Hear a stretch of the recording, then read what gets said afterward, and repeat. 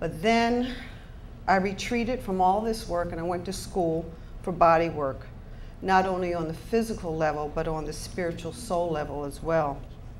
I practiced my craft, I practiced, I subcontracted myself out, and then I began to teach.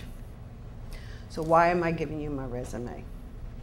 Every one of these experiences taught me something to do the job I'm now doing. I am not an expert, I'm only talk about my experience. Your own experiences in life will give you your unique abilities to bring to this task if you decide to take it.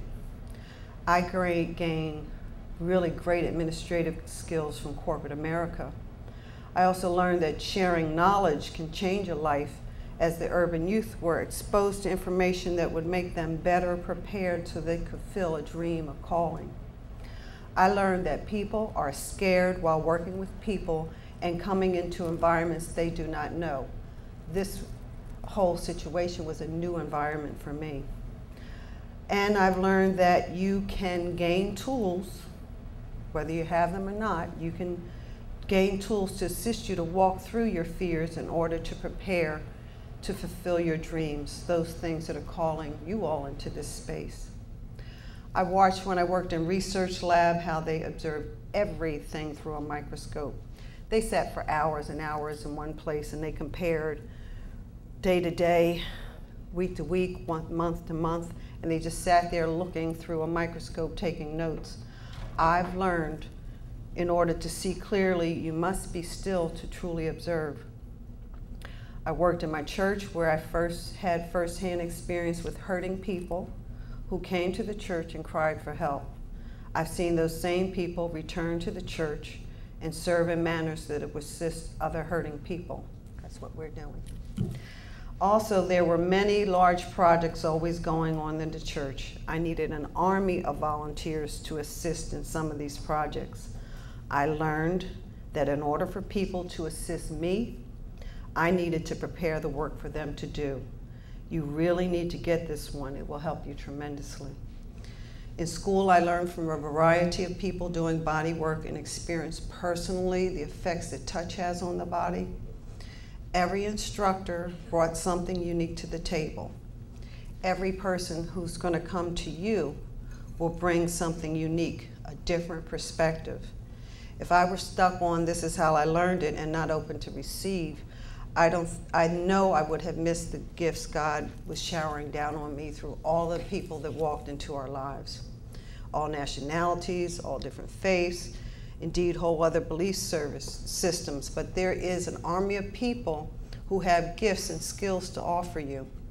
Be sure and keep their numbers and cards. You will need to access them, maybe not right away, but at some later date. In doing body work, I learned that there are many different things that we hold in our bodies, and I learned it from the clients I worked on. I learned it from developing skills as I was listening to my own body. You will need to hone or develop skills to keep your body well. Deciding to bring my son home was not an easy decision. None of us knew what we were about to encounter or experience. But 4 years later, after initially getting the diagnosis of 2 months, and then when he went on a vent, another couple weeks to a couple months, 4 years later, me and my husband and our family are here. We're a little bit worn for the journey, not gonna lie, it's not easy, but we are still able to find peace, love, joy, and happiness in the midst of the challenges and the storms. Since time is limited here, I have a few materials which were passed out, which may be of assistance to you. One is a manual, and this is what I did when my son first came home on an event. I wanted us all to be on the same page. I didn't know what I was doing, but as I watched, I took notes. Everything they taught me, I wrote down, and anybody who came to help me was required to read this manual as well as be tested on it, and there are test questions in the back. Now, this has changed how we do things. It changes constantly. It's an ever-changing process. but it was a good step for me. What I needed administratively to do, personal care, contacts. I probably should have erased the phone numbers. Forgive me for the people's phone numbers in there. But just some of the things that I had to get together to understand how to be organized and that we were all on the same page. The second thing is a copy of the report I wrote to the VA. I wrote this report just trying to journal, and I see that you did that also. Just trying to journal what this whole thing, this insanity that was going on and how I was making it through. And they called me and they said, well, why did you write it? I felt moved to write it. And I think I wrote it for people who are trying to decide whether or not to do this, to be honest about what was needed. It's certainly not complete, but there's some things that I went through, contacts I had to make, the fears and anxiety that were going on with not only my son, but myself and my whole family. Just trying to journal some of the things that happened. Maybe it would help somebody else if they were going to decide to do this. Also in here is a list of things. You have to be prepared. If people are going to help you, you have to be prepared. Sometimes when people come in, I am so exhausted, and they come in and I can't even tell them what I want them to do. I'm just gone. So I decided to make up this list, so if they came in, I hand them, they know where the list is, and they check off, so I know things that have been done and haven't. And I don't have to communicate as much, particularly since half the time I can't. It also has some poems and some prayers, and a little note from my granddaughter, Tatiana, on what she wanted you to know. It's very brief, but some good things about having her dad home and some bad things. Also, I made the list up because I have come to respect, my son lives in a fishbowl. We all live in a fishbowl. To respect his space, he's in my front room. So I no longer allow everybody to go into his space. So the people he's comfortable with, they can work with him personally. But then there's always something else to do. And that's why that list is there.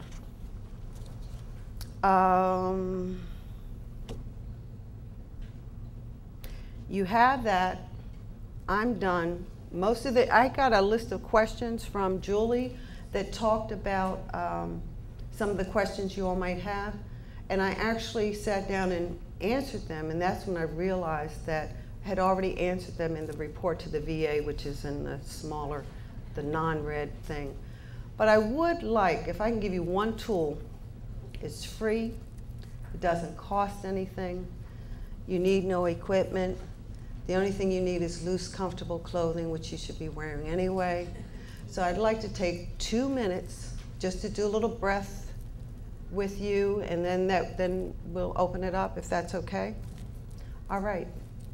So just put everything aside for a moment. Just a second. That's all it's going to take. Thich Nhat Hanh, he wrote, and I just thought this was just so appropriate for today, breath is a fragile piece of thread. Once we know how to use it, it can become a wondrous tool to help us master situations which seem hopeless. Breath is the bridge between our body and mind. Breath builds up the lungs. Breath strengthens the blood and revitalizes every organ in the body. And believe me, this is a tool I have used. I have not always been successful. My hair is done today. I have lipstick, my granddaughter's earrings on. I'm smiling. There are times that I don't even know who I am.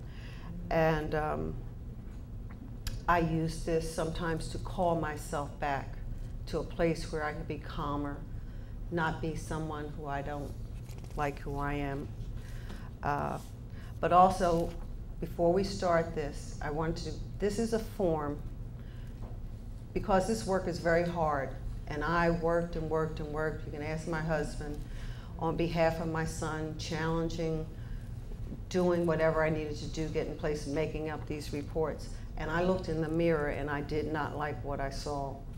I had worn myself to the bone. And I understood that I could not care for my son until I began again to care for myself. So I started looking at just what was I eating, because fuel is so important. What was I drinking? Was I taking vitamins? Was I breathing? Was I exercising? Was I, you know, just where am I and where's my mind? So this is a tool I use to call myself back along with the breath. So just take a look at it and enjoy. All right, so if we could just kind of put everything up, place our feet, like kind of grind our feet into the ground, sit back. If you feel like standing, stand. You can do this sitting or standing. Try to place your feet so that they're about a hip's width apart. Your toes should be even.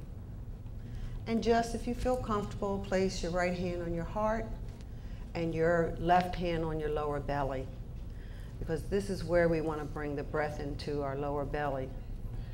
When you get nervous, anxiety, my son's on anxiety medication. I need to be. I have breath. I don't have the pill, but I do have the breath. We want to really breathe in. We're going to breathe in through our nose and breathe out through our nose.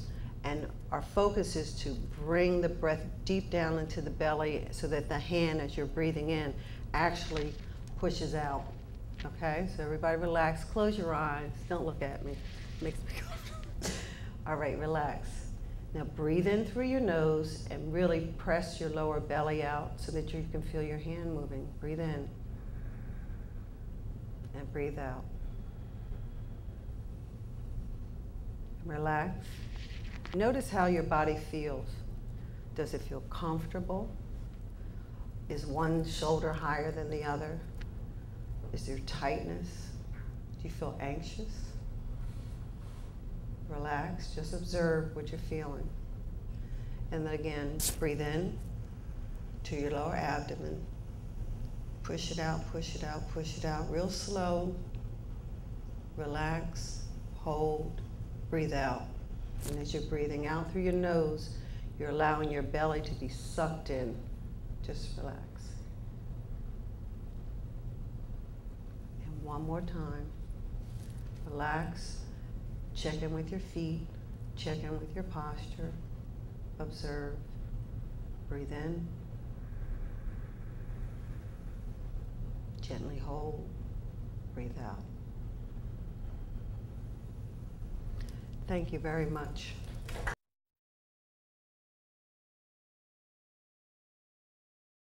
I'm curious, again, I would reiterate what Brenda just said, to thank everybody on the panel for sharing their very personal stories.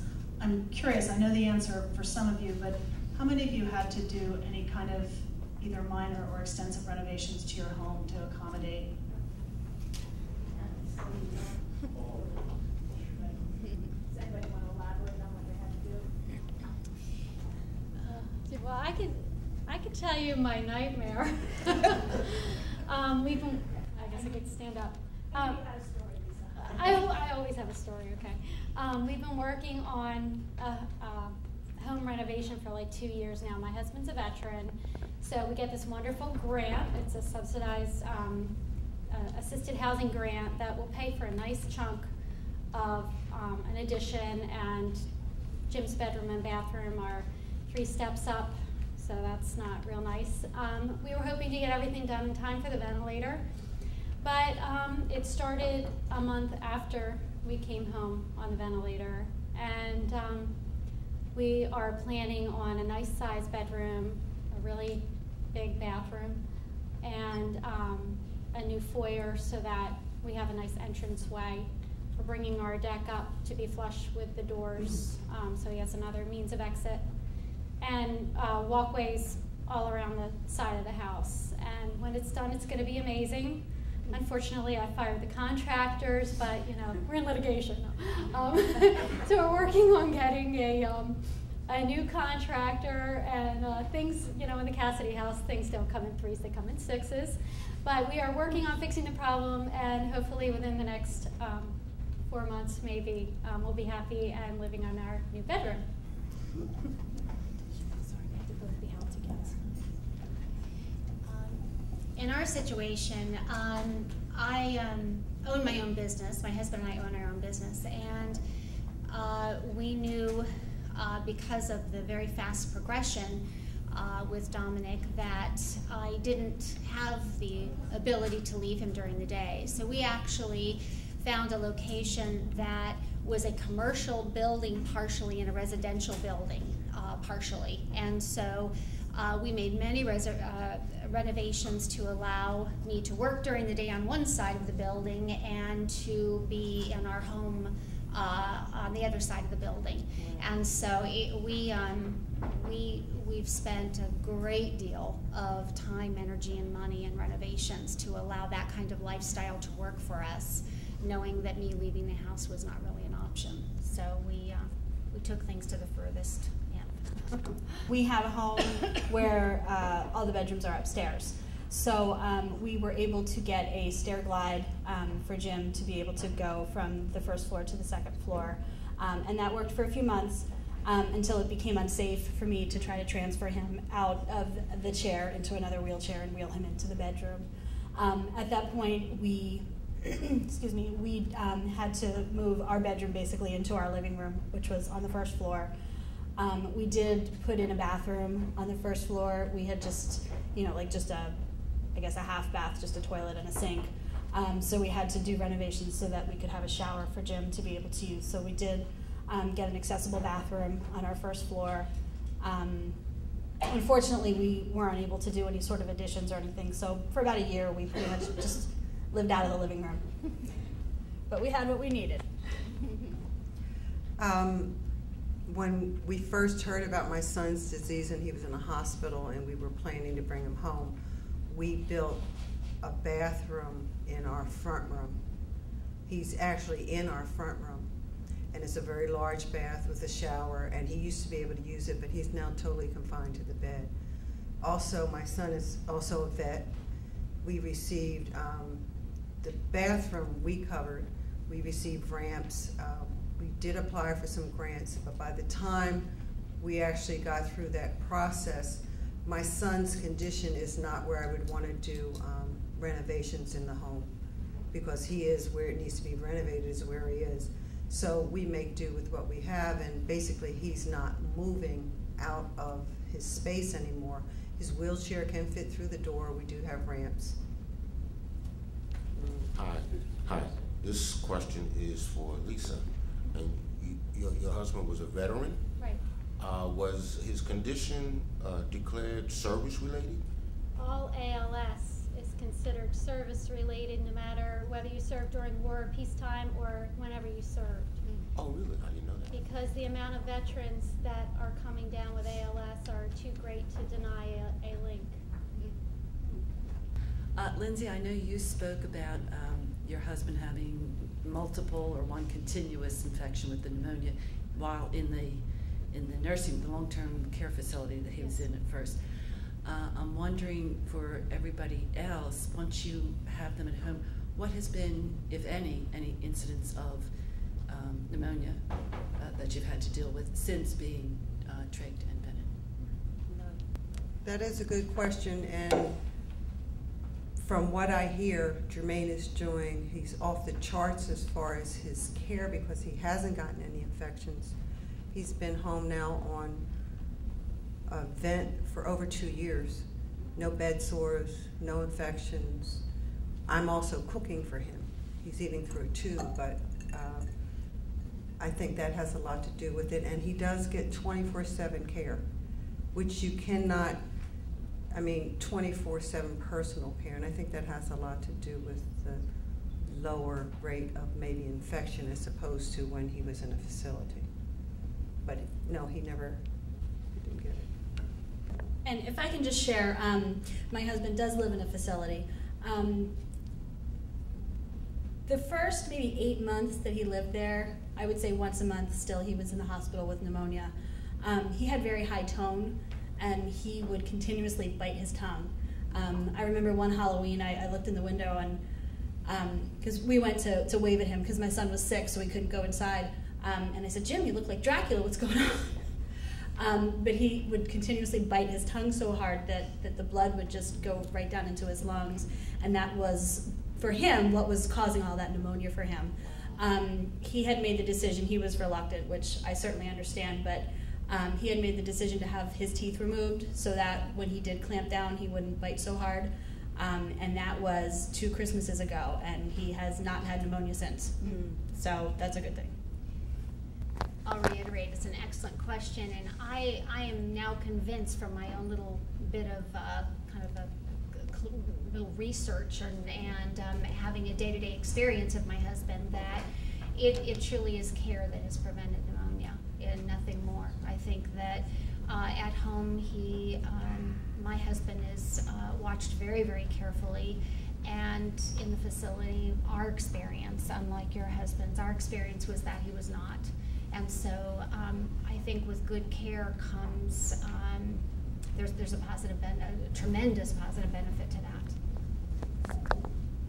And in my situation, you know, they usually recommend a trach change every, you know, up to 8 weeks. And we found that Jim, his secretion started to get thick, and you could tell he needed a trach change more frequently. So once we started switching him to having his trach changed every 4 weeks, then he wasn't really having the problem. But you know, with the amount of helpers that you have in and out of your house, actually just last week, he had a situation where he needed to go on some antibiotics, but again, managed very well at home, you know, right on it. People, you know, I'm constantly assessing to make sure secretions aren't changing color. We check his temperature all the time, and there's so many interventions that we can do mechanically to help with the secretions that, you know, I'm confident that we want to keep him out of the hospital, so he hasn't returned there. I'll ask one more. People always ask me when they're thinking about a ventilator, how do you take a bath? And since I'm not a caregiver, I don't have a detail-oriented answer, but I thought maybe you could describe to the people in the audience what you do for bathing. Well, it might be the physical therapist in me, but I get Jim in the shower.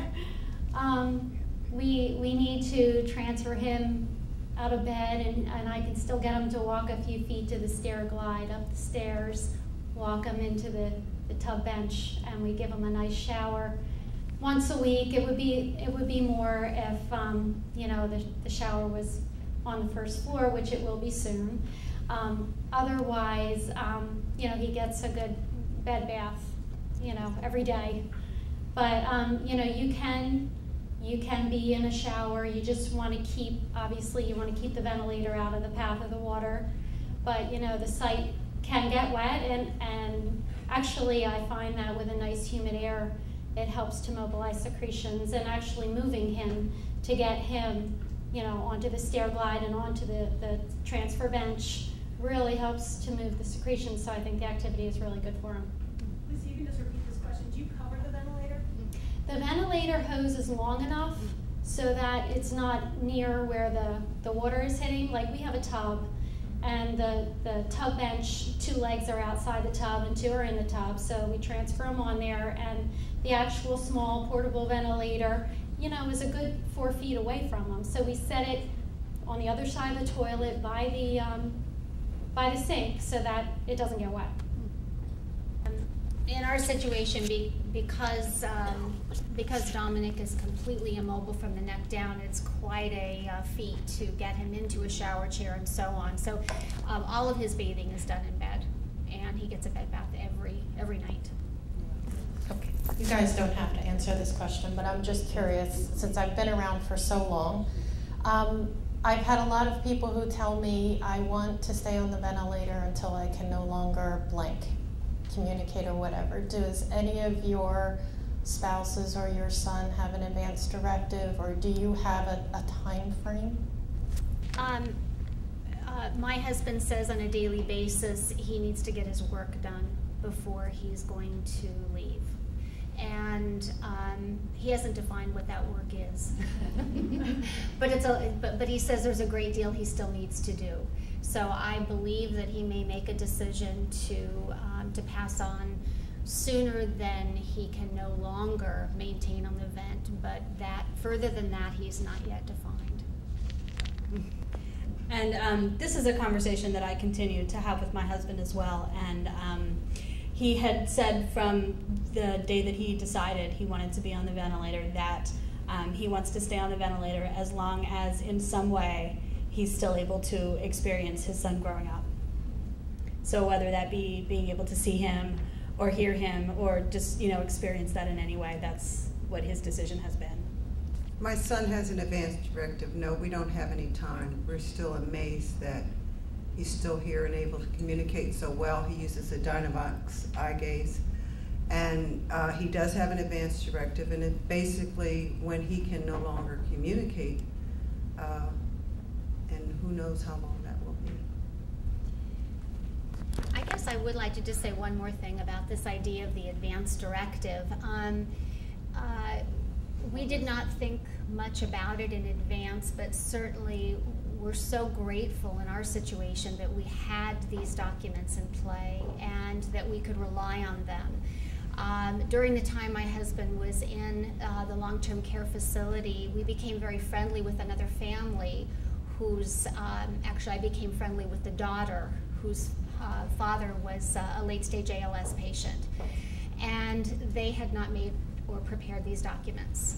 And the daughter was laboring over what to do and when to do it, and felt guilty that, you know, that she might make the decision to not have, you know, not follow her father's wishes.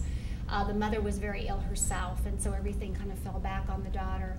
And so the idea that you don't want to talk about these very sensitive issues should be secondary to the fact that it's so critical that you do and that you have these documents in place. And it's like having a will or choosing guardians for your children. You know, you don't want to think about it. You hope you never have to use it, but it's important to have. Also, my son initially said, no vent. That was his, when we talked about this earlier, and it was after he collapsed in my home, and we took him to the hospital where they stuck something down his throat, which he said he didn't want. But after he came out of that and he had the consultation with the doctors and the nurses, you know, what his next steps were, because he had to be vented if he was going to stay.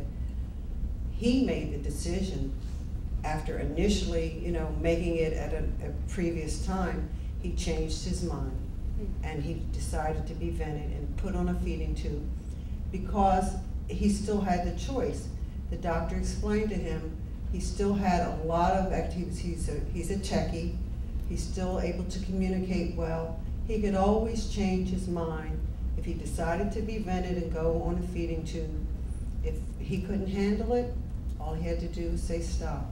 So it was interesting because we had all these conversations beforehand.